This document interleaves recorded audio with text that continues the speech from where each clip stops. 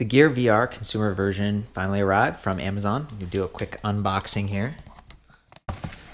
Talked a lot about savings on weight. Maybe doesn't come with quite as many accessories. So yeah, there it is. Looks pretty good. It's got the shield just like the Note 4 edition quite a while back. There we go. Yeah. Real simple packaging, just this kind of plastic tray thing. Very, very lightweight. Our getting started guide. The infamous straps without the plastic. And then the headset itself. Let's see if I can kind of gently lift it out. Yeah, it does feel very light. Just kind of lifting it up. You can see right in the middle there. That's like a proximity sensor for when you put this on your face. It activates the Oculus software, kind of lets it run. When you take it off, it sort of pauses the game. We've got like a little micro USB port right there on the side. We've got a couple of vents along the bottom. No fan on this one, which I'm actually very happy about. It did make a little bit of noise and it kind of dried my face out. Got these cool little stickers on the lenses. Of course, the lens adjuster up top. So, very cool. Looks like the plastic piece on the front just kind of uses friction to clip on.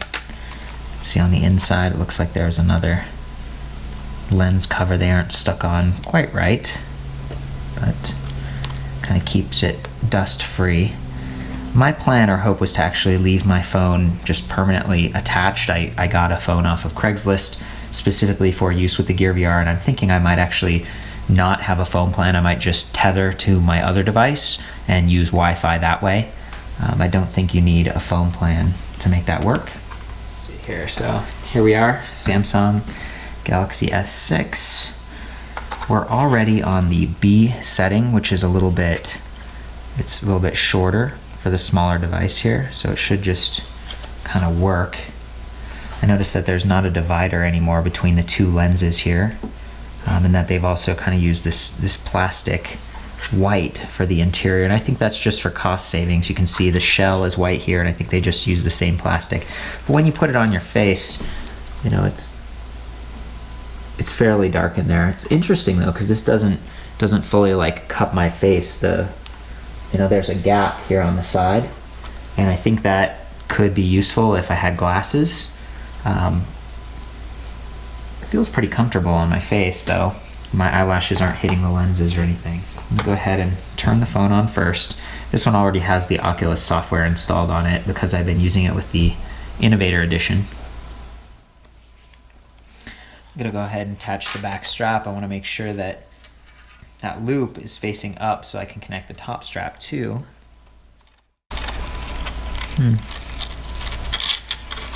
Goes through here.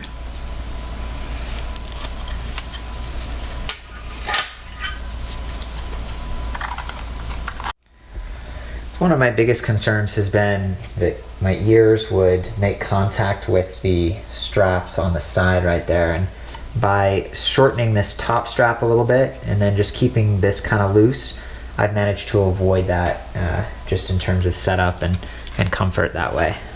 You know, the straps are really easy to just kind of squish down and make this easier to store than the S6 Innovator Edition. I'm gonna go ahead and grab that just for those of you who may not have seen it before. So here's the consumer version. This is the Innovator Edition. You can see it came with this nice soft bag. When we take it out, there's this built-on cover that you couldn't use with the phone. You had to take this off and completely remove it. Here's that centerpiece I was talking about that completely blocks off your eyes and separates things. It isn't expandable like the consumer version, but it did have a fan right here on the left. You can see there's kind of a vent around the sides. And then on the inside, it was black instead of white, and the padding was more like ski goggles or something. And it was much smaller than this one, so you can see this is much wider on the bottom. It's a consumer version, and I think that's going to make it easier to use with glasses. The lenses themselves look fairly similar, but I'm going to do some comparisons with weight and stuff in a separate video. You can see the touchpad on the consumer version. It's indented, give you a little bit more tactile feedback. We got the back buttons, very similar position, and the volume rocker also very similar. And we've got that top sort of, I don't know what kind of adjustment, focal adjustment, allowing you to focus. It's a little bit narrower on the consumer version. Both units are fairly similar in terms of width, though. They look fairly similar to me. This one is noticeably heavier, the Innovator Edition. I like that it came with that bag, and I'm also, you know, I'm kind of a fan of these plastic bits, but they did make it harder to fold up. You know, you can see that they don't tuck away quite as well. If you laid on your back and you were using like Void Cinema in Netflix or in the Oculus Video, this could kind of, I don't know, it could just irritate you a little bit. So those are some differences. Back to the consumer version. Okay, so I'm just gonna mount my S6 now. Great. So it's all booted up. I already have the Oculus software installed on this one right there. So it's already gone through the whole setup process. I'm just gonna put this in for fun and kind of see what happens. I'm gonna kind of, now this is interesting. The other one sort of rocked back. I was expecting it to kind of tip up on the left here. I'm gonna break it. Maybe you just do that, like pull it all the way out and mount it on the left here. And it kind of fits snugly, I guess, on both sides. So yeah, you can see there's a lot of space around it, and that's for using it with other phones. Let's see. Here is the S6 Plus Edge, so you can see how much bigger it is and how it would fit and use that extra space if you were to widen it, which we're gonna do next. So I just wanted to pop this on and maybe hold up the, let's see.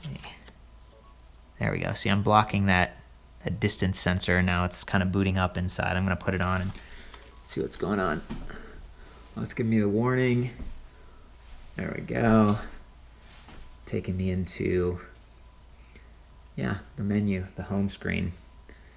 Looks fine.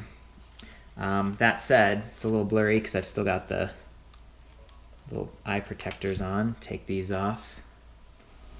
Very cool. Very clear. You know, and you start to notice the weight because the phone is on it now. Yeah, it's really satisfying. Feeling very good. And then of course you could put on this lens cover piece here. Let's see, I don't want to mess anything up here. There we go. Okay, so it kind of blocks it off. I'm gonna try the pass-through camera with that cover on. Couldn't connect to Oculus Store. There's a problem with your connection to the store. Blah blah blah. It's fine. Okay, so if you hold the back button, it brings up like this menu, and one of them is pass-through camera. Great, so I'm using pass-through camera right now, and I can't hardly see a thing. I can see the flashing red light on my camera, I can see lights in the sky, but it's not clear at all. So if you want to use the pass-through camera, you might have to take this lens off. Let's just do this real quick and see. Oh, so much better. Oh, it's beautiful. That's awesome. So yeah, this shield isn't really going to work with the pass-through camera connected. Try to give you kind of some bird's eye views here. As you can see, yeah, this is through the gear. Very clear, right? Looking pretty good. Now if I put this shield on it, on the front, like this, now if we try to look through it, it's extremely blurry. Can't really see much of anything except for like lights. Like right now, we're looking through that window. You can see that it's nice and bright, but no detail. And again, take the shield off the front. This is without the shield, same thing, looking out the window. Beautiful. Look at that. Very nice. So yeah, the pass-through, I guess that's a good takeaway. Now I'm going to go ahead and put this other Samsung phone that hasn't gone through the setup process and just, show you what that's like. Another difference here is how you take the phone out. So on the Innovator Edition, see there's this button right here, and you kind of press that down and it pops up. But it's a whole separate button. On the consumer version, there's no button, so you just kind of, I guess you sort of like pull back on this thing and pop it up. So it's been simplified a little bit. You wouldn't want to pull up on this side because that's where it's actually connected to the phone. Again, in the micro USB port, and you wouldn't want to bend that, so kind of interesting. I'm going to go ahead and pop the other phone in there, start it up. Okay, we're good. I have a feeling we're going to do some downloading here. Oh, I'm going to have to adjust this to be wider. There we go. I guess I just sort of, interesting. Just a little bit of extra pressure and open it up. Line this up with the port at the bottom.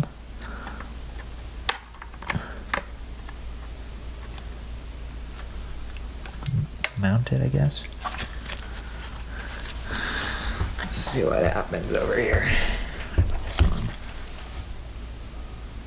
Welcome to your Samsung Gear VR. To start the setup process, remove your mobile device and install the required applications on it. Okay, so that's what we're gonna do next. Try to show you that screen.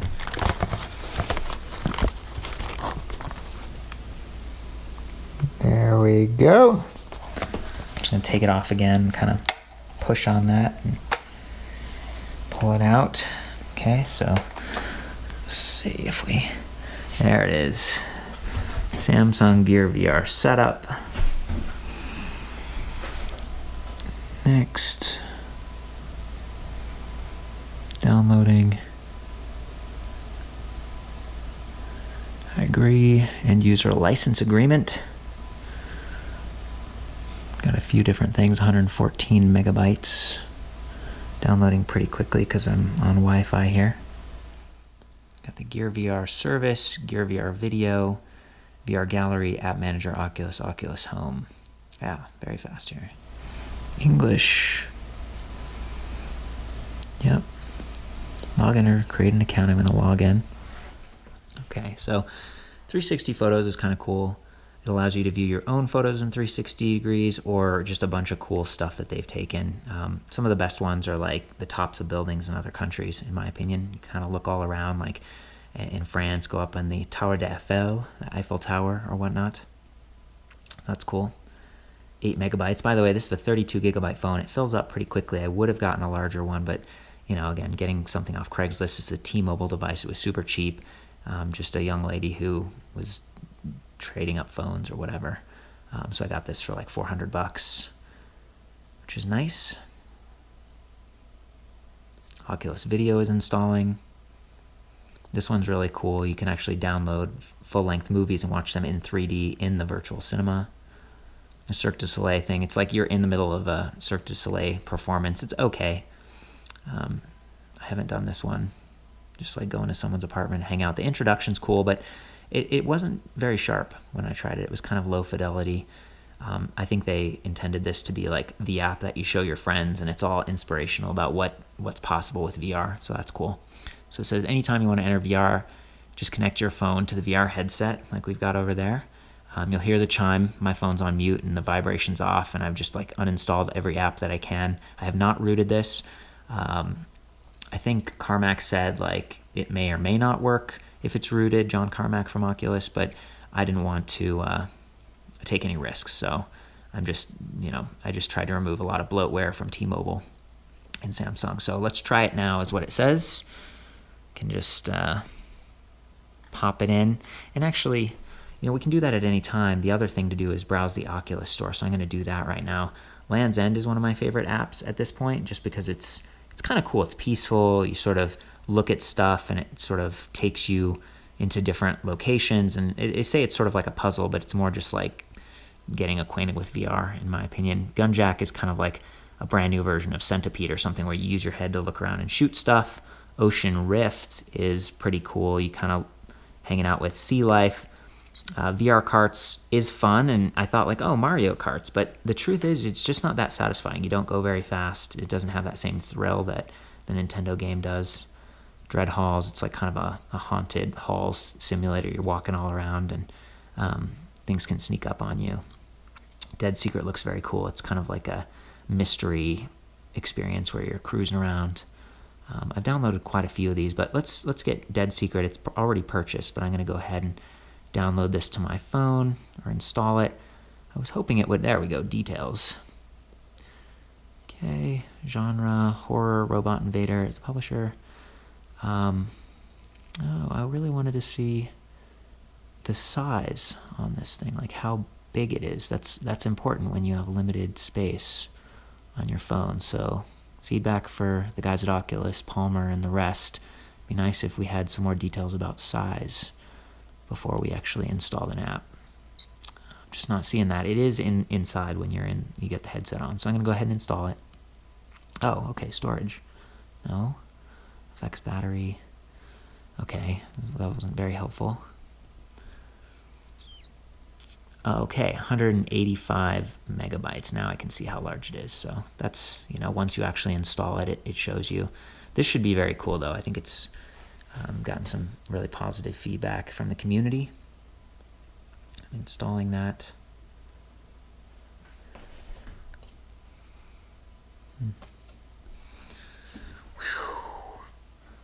So again, if you didn't have a phone plan, and maybe you were getting a Gear VR just to play games and have experiences like I'm doing, you could always, tether it to your other phone.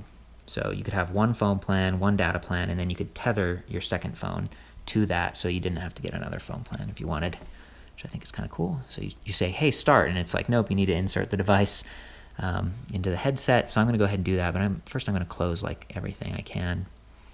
Okay, cool. Same thing, just lining those pieces up and then kind of clicking it in. I guess it didn't hear a click, but there we go. Okay, we're clicked in. There we go. Let's get that tape. Let's do this.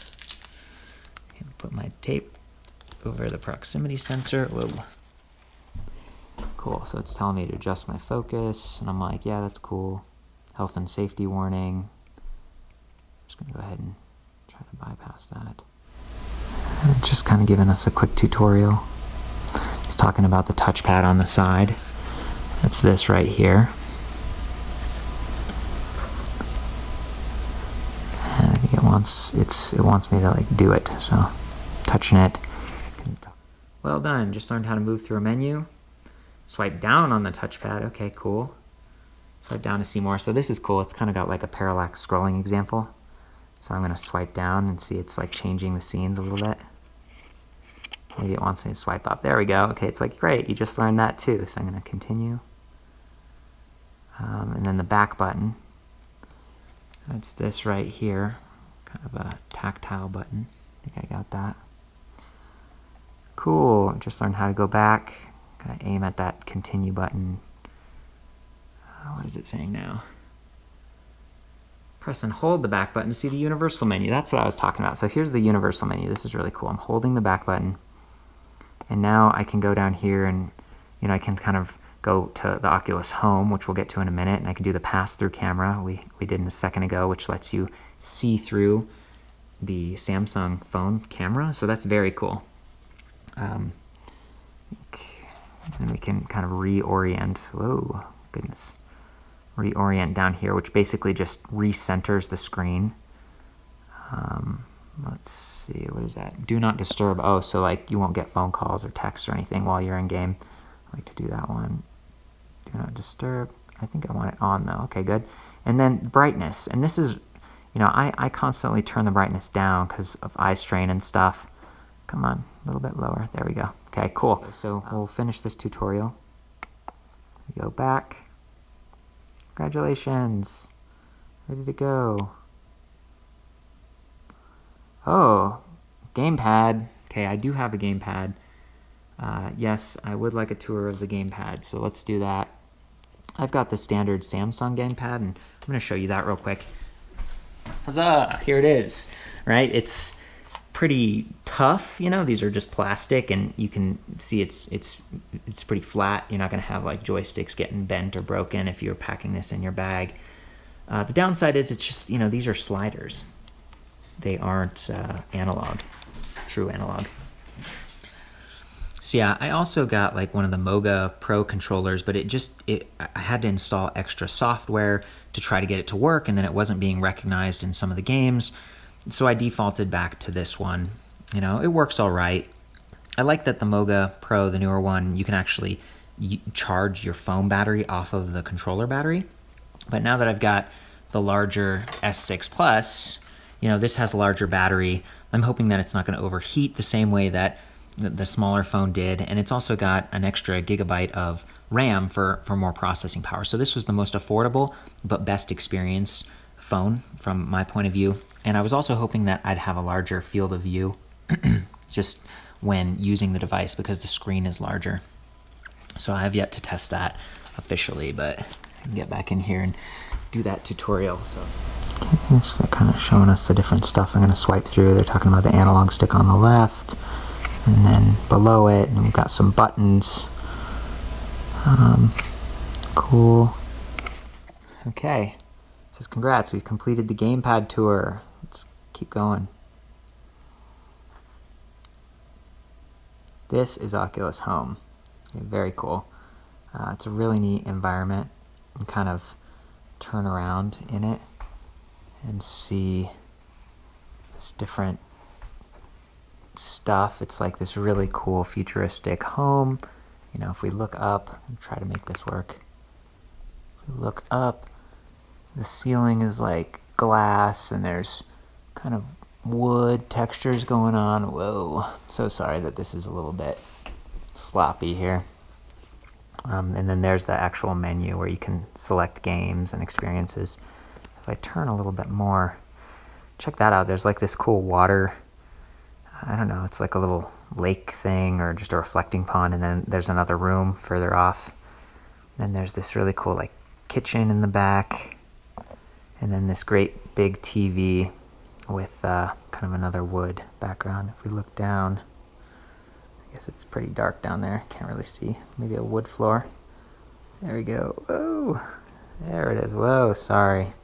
So there we go. You know, these are all the Oculus apps and stuff. You can see there's the store in the upper left, and then there's Samsung specific apps below that. Home, which is just where they kind of advertise stuff, and then some of the apps I have could be found in the library right there. So I might launch that.